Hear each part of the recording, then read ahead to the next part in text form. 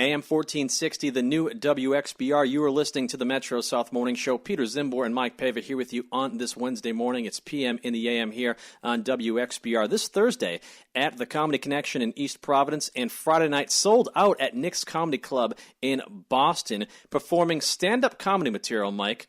A guy best known for his time as a professional wrestler in WWE in the late 90s, early 2000s, a three-time former WWE champion, New York Times bestselling author. Mike, this man has done a lot, including now, incidentally enough, stand-up comedy. He's a hardcore legend, and he joins us on the phone right now. Mick, good morning. It is a good morning, but I'm still cringing when I hear that phrase, stand-up comedy, because I know it induces cringes among fans of mine who are like, oh, I like him. Like, I don't want to lose respect. He's going to be in a bad bow tie telling one-liners. And I can just assure people that's not what I do. It's what I do is an extension of the stories that many people loved in the books. And they're essentially stories about really colorful characters that I will then take creative liberty to color up to an even greater extent. We're chatting with Mick Foley here on AM 1460, the new WXBR, former WWE champion, performing, like I said, at the Comedy Connection in Providence tomorrow night, in Nick's Comedy Club in Boston Friday night. However, the Boston show sold out, so if you want to go, Thursday night in Providence is the place to be. Mick, describe this transition that you've made from being a pro wrestler into being, I guess we won't say stand-up comedy, but a storyteller that happens to perform at stand-up comedy clubs, but not stand-up comedy. When we were talking off air about politics, and you were surprised that I wasn't as involved as I used to be, I'll just say that, part of the problem, that progressives had getting their messages across were that they took there was nuances to them. Whereas, the GOP standpoint tended to be no. Like people knew what they stood for because they could describe it in a single syllable. They were the Daniel Bryan of politics. Yeah, more or less. Even though Daniel is, if anything, on the way other end. The guy doesn't even own a TV. He's a vegan. Not too many conservative vegans out there that I know of, although I'm sure there's a support group. But it becomes tough when you have to try to explain them to people. No, it's not stand-up. I take elements of stand-up and combine them with storytelling to create a unique entertainment experience that's wrestling-centric, but not for wrestling fans only. So it's one of these things where people really need to either come and check it out, trust that I wouldn't be on the road if I was going to stink up the place, or eventually, I think within the next several months, we'll get a special, and then people will go, oh, I get it. It's almost like an acoustic evening with WWE. It's like stories about people they know and love told in a colorful fashion. But you were asking, I did not actually answer the question you gave me, meaning I would be a good politician.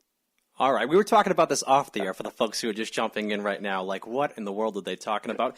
Mick, this storytelling affair, as we'll call it, is being performed in stand-up comedy clubs. It's called Tales from Wrestling's Past. How much of a wrestling fan do you have to be to enjoy your performance, or can you be someone who is really not much of a wrestling fan, but you come in and enjoy the storytelling nevertheless? Yeah, you do not have to be a wrestling fan. I mean, it's 90%, 5% people who come to the shows are wrestling fans. And I'll always ask for a show of hands from those brave enough or who love their husbands enough to support them in this wrestling thing. And those are the reactions I enjoy the most, because at about a 5-minute point, you see these smiles on their faces when they realize, wait a second, we're going to have fun. This guy is a good storyteller. And most importantly, this is something other comics disagree with me about. They'll say, forget about that 3 or 4% of the people who don't know you. Concentrate on the ones that do. But for me, especially as a guy who put a lot of time into volunteer work for a group called RAIN, which is the nation's largest anti-sexual assault organization, it's really important for me that I create an atmosphere where women are comfortable. And it's usually the women, don't get me wrong, I have female fans, but it's the people who were there on their own or with their, with a spouse are usually women. They don't know what to expect. And I have been there when I was breaking in and doing guest sets. I've been on hand to see guys working out their anger towards women with a microphone, and it's just ugly. And so, I may not match a guy like Louis C.K. laugh for laugh, but Louis C.K.'s never had a tooth stuck in his nose and continued to wrestle.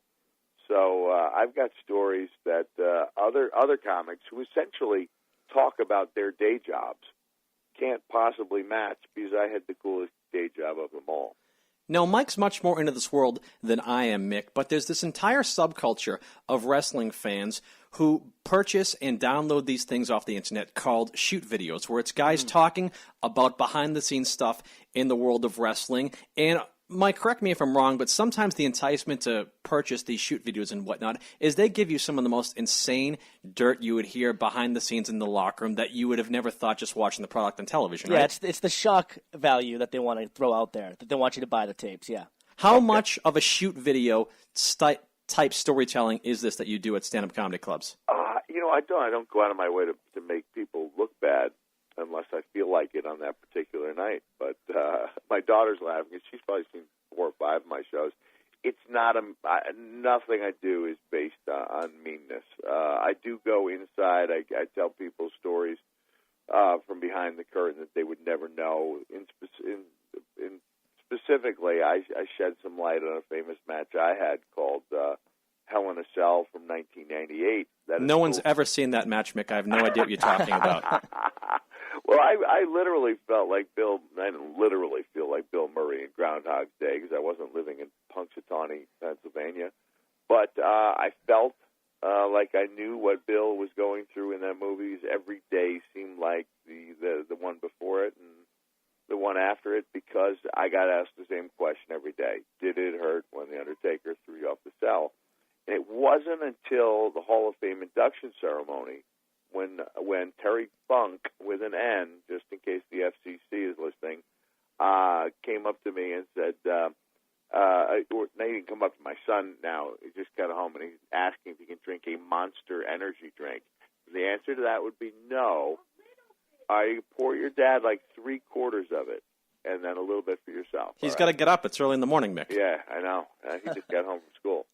And anyway, during the induction speech, Funk, with an N, shed some light on what The Undertaker had said to him in the ring, because I think the irony of professional wrestling, at least in 1998, is that although it may have been, the show business sport and the fake sport and whatever other people want to say, it was also the only sport that continued when one of the participants was no longer conscious. The only sport where the phrase "buy him some time" would come into play. And I had no idea what The Undertaker had said to Terry Funk, but what he said, he walked by him and he just calmly said, "See if he's alive." And so you're at a wrestling show, and you're in a predicament where we're trying to put together the... That's as much concern as you can get from a guy named The Undertaker, right? That's quite a bit of concern. But he was, that deep voice, "See if he's alive, see if he's alive." And he did. He showed great care for me after the match, but I want to make sure I was okay. But that was one of those nights I'll never forget, but it was just this bizarre set of circumstances allowing that match to continue. And I should point out now, WWE is a tremendous company. If the same type of scenario would create itself now, the match would be stopped instantly. But had it been stopped instantly on that occasion, we would have lost out on the heroics that followed. Yeah, we're in a different time now, Mick. We're chatting with Mick Foley here on the Metro South Morning Show, PM in the AM. Mick, when you made the transition from the wrestling ring to the so-called comedy clubs, do you see a correlation between the two professions? And have you had any of your peers now, other comedians, give you any constructive criticism as far as your comedy work goes? Yeah, the two worlds are so similar. I would compare the emotional pain of bombing on stage to any physical pain that I went through. Wow. in professional wrestling. I mean, I went out one time where I'd essentially given it up. I didn't enjoy it. One of the things I enjoyed the least was trying to get the word out on social media and obviously, or at least I felt like I was a guy who was trying to sell a product that people just were not interested in buying. I would go to a place. My turning point for me was when I went to a place way up in near the Canadian border in New York State. The name's going to come to me here in a second. But I had a combined appearance at a media store and a signing. So we had about 300 people at the mall. And when I would ask those people, "Hey, you going to the comedy show?" I could feel them lying to me. I could see them creating excuses as to why they wouldn't have to go. And I would say, "Okay, so you'll wait for 2 hours for me to sign this autograph." They go, "Yeah." I said, but you won't sit down and listen to me tell stories, get the same autograph for the same amount of money. And they were kind of like, "Yeah." Because I think a lot of people are afraid of the unknown. They know what they're getting when it comes to an autograph. They don't know what they're getting when they come to one of my shows. But that night I went out. It was in Plattsburgh, New York, to a crowd of less than 50. And I just had some ideas, and everything just seemed to click. And I walked away thinking, all right, maybe there's only 50 people there. And I know this is going to be an uphill struggle to try to get those same people who will stand in line to meet me to come to one of my shows. But if I don't follow through on this, I'll be sitting on my couch 10 years from now saying, hey, I could have been that guy. You know, I should have given that a shot. And so I've spent the last few years really giving it my best. And I think even people who've seen me multiple times will tell you that the shows get better, markedly better every single time. I don't know if you've ever talked to Chris Jericho about this, but he's a guy who's transitioned from wrestling into the world of rock and roll. He has a heavy metal band called Fozzy, and he kind of goes back and forth between the two entities. There was a time period when he was the reigning WWE champ, and he would play at local pubs with his band after the shows. He said he'd go out there performing for the 15,000 people in a world title match. After the show, go play at a bar, and 50 people would be there, and he would say only 12 of them were there to see his band. Yeah. He and I lead those parallel lives. And one of my favorite stories on stage is to talk about getting a chance to drop an elbow on Chris Jericho at this year's Hall of Fame induction ceremony. Because Jericho had mentioned many times, dozens of times throughout the course of his two memoirs, neither of which, by the way, hit number one on the New York Times list like mine did. But regardless, they were excellent books. He mentioned many times that never actually defeated him. And so I brought that fact up during my speech, and the next thing I know, Jericho is on the stage laying down as if to say, go ahead, drop an elbow on me. And the only difference is it's 2013, and I literally can't walk up a set of stairs without discomfort. And I know that no matter what the reaction of the crowd is, and it would have been thunderous, if I dropped that elbow on Chris Jericho, I'm looking at 2 weeks of pain. And so I opted to make the call in Madison Square Garden not to drop the elbow on Chris Jericho. You had to do it.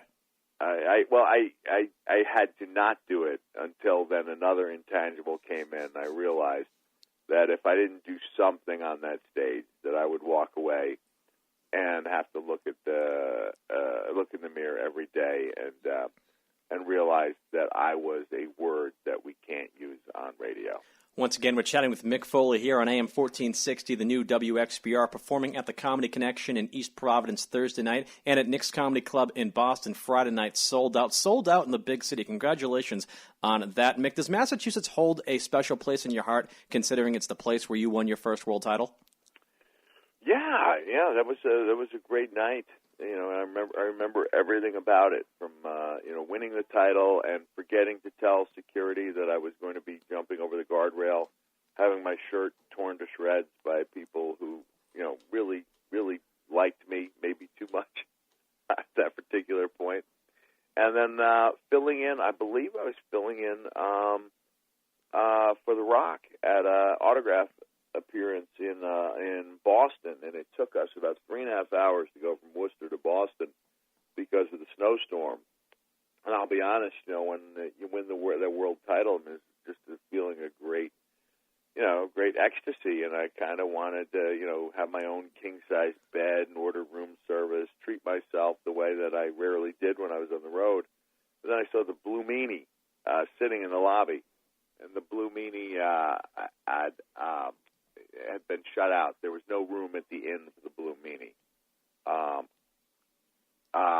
So about a half an hour in, turning on my pay-per-view, and I just think of the forlorn Blue Meanie. And I came out and I was like, "Hey, Ben," I may have said brother because I'm a wrestler, "you need a place to sleep?" And so I rang in my first, title run, accompanied by the snores and farts of the Blue Meanie. So it's an evening I'll never forget. He's a rather large gentleman, that Blue Meanie, as well. He's a loud snorer, and he's loud. Put it that way. Mick, I was in the crowd that night when you won the title that first time, and I've been to many wrestling events before and after that, and nothing compares to the reaction. There were actually two big reactions that night. One was Steve Austin coming out to help you win that title, and the other was when the hand came down to the 3 and you were proclaimed champion. Also, Mick, that started I guess you could say, the final shot in the Monday Night War, the shot in the foot from WCW, so to speak, as that was when they said, "Hey, Mick Foley's winning the belt. Turn it over," and millions of people turned over their channels to watch it. We taped that, I believe, late, December 28th, and it aired on the 4th of January at a time when not it was only every other episode of Raw went live.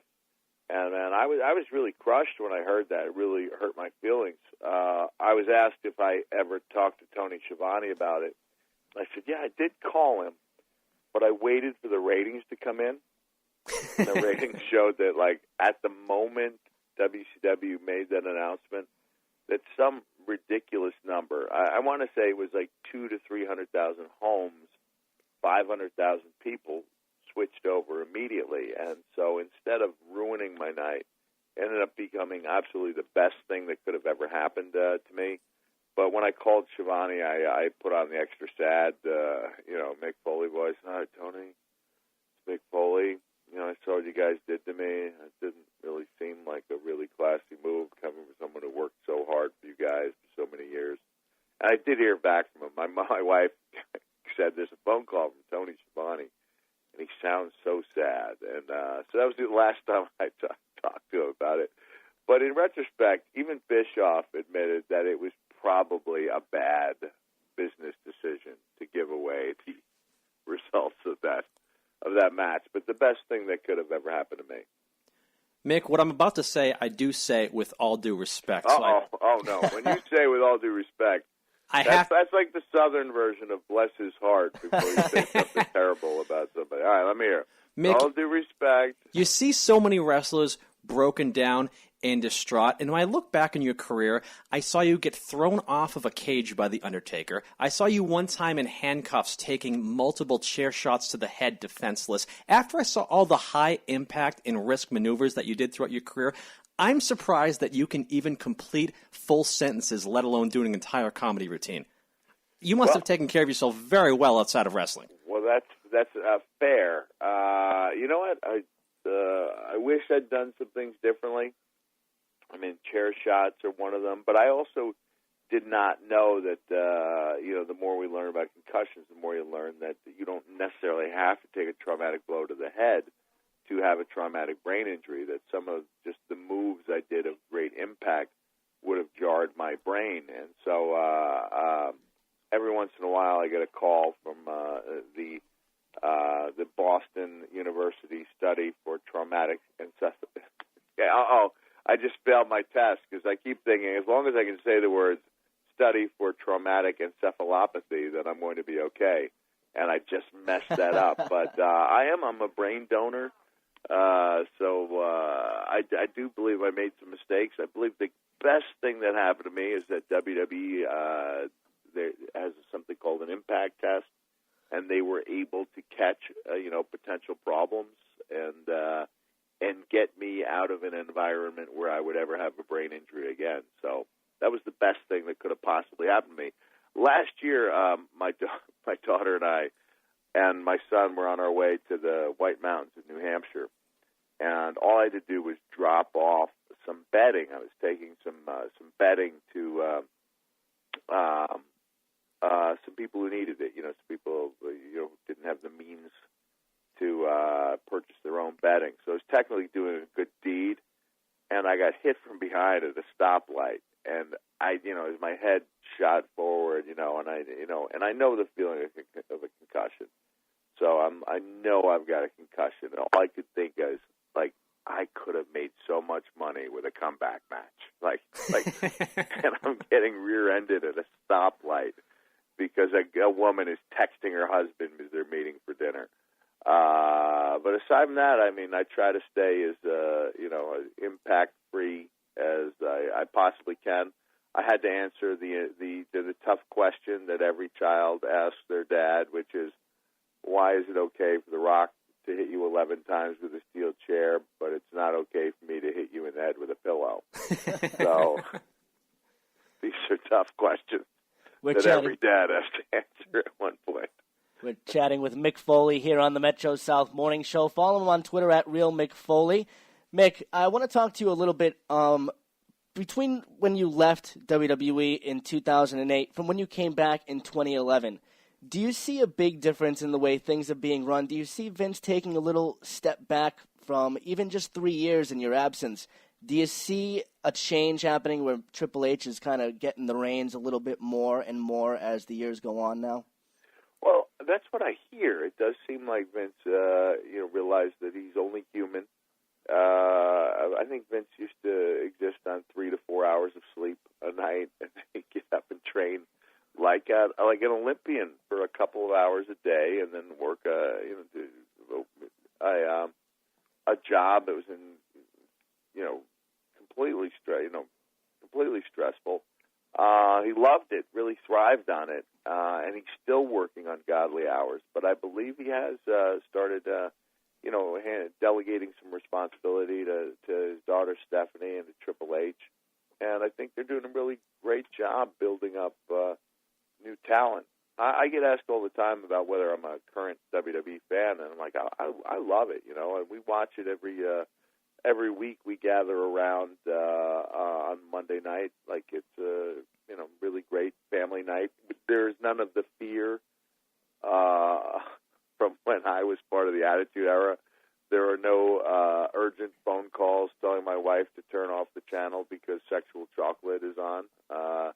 So no need to fear anymore. I remember about a few years ago, Mike Tyson was a guest on Raw for some reason, and him and his son get up in the ring together with DX, and they do the whole "suck it" chant with the fireworks going, and afterwards Mike Tyson's crying like it was such a beautiful moment. Me and my son were saying "suck it." I'm like, what the hell alternate universe is that a beautiful moment with your son? Only in wrestling, Pete.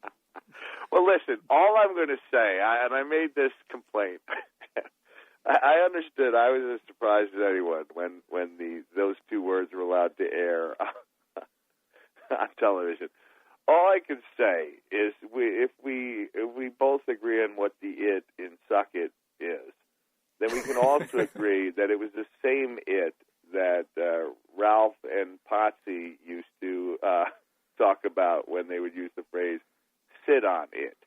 And one of those acts, from what I've been told, is more painful than the other. So, if you're going to come after us, you're going to have to come after Happy Days too, pal. I don't know. This is devolving into silliness. I have my son drinking Monster for the first time. My daughter showing me text messages I don't know the answers to. I'm in a room that is Christmas 24/7. Don't know if you knew that about me. Yeah, I have a year-round Christmas room, and life is good. I'm heading out to Providence.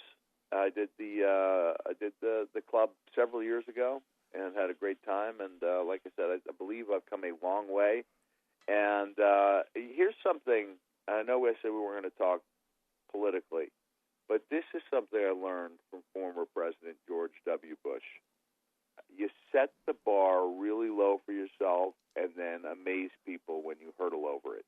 And that's exactly what I do every night on the stage. Well, Mick, thank you so much for joining us on the program today. One final question before I let you go, because we are running out of time. I've always wanted to ask you, Mick, did it hurt when The Undertaker threw you off the cage? No, I'm kidding. Oh, man, you were so lucky I can't physically reach through this phone.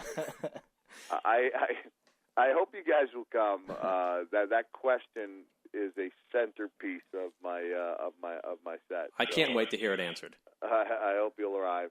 Hey, thanks a lot for talking to me, guys. I really appreciate it. That's Mick Foley performing in Providence Thursday night at the Comedy Connection, Friday night at Nick's Comedy Club. Mick, next time you come around town, stop in studio and chat with us. You got it. But just mention one more time, people cannot go to that show at Nick's. Why? Because it's sold out. Congratulations, That's my friend. Right. Thank you. But if you want to say it like a wrestler, you have to add one more word. It's sold out. Brother. There Thursday you go. night, Comedy Connection. Tickets still available. RealMickFoley.com. You're listening to the Metro South Morning Show, PM in the AM. We'll step aside for a quick break. Local news update on the other side.